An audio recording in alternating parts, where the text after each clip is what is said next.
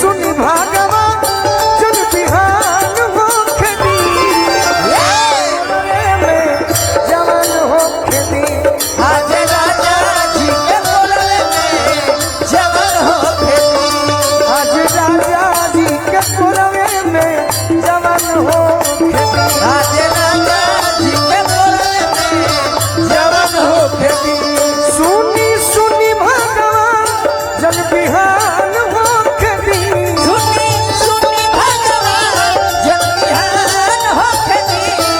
सुनी सुनी भगवान जन बिहान हो खेती वाह वाह अरे कि आज राजा जी के कोलवे में जवान हो खेती राजा जी के कोलवे में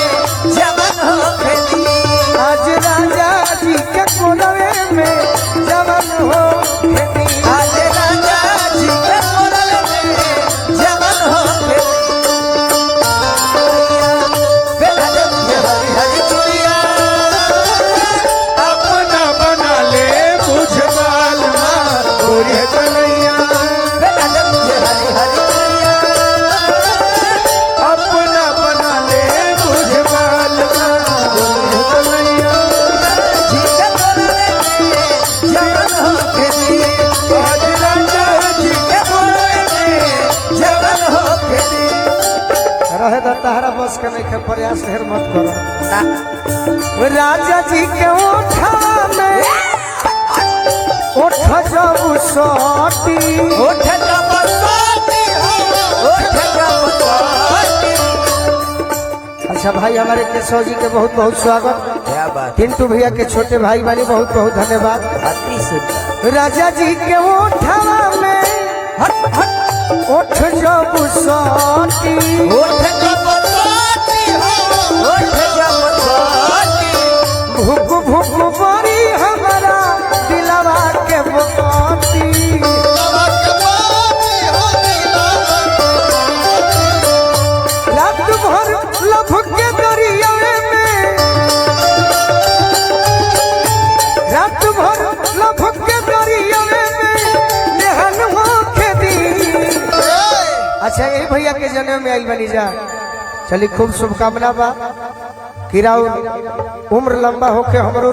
उम्र लाग जाए और जल्दी ना बियाह हो जाए अरे कि आज राजा जी के कोलवे में जवान हो खेती आज राजा जी के कोलवे में जवान हो खेती आज राजा जी के कोलवे में जवान हो खेती राजा जी के कोलवे में जवान हो खेती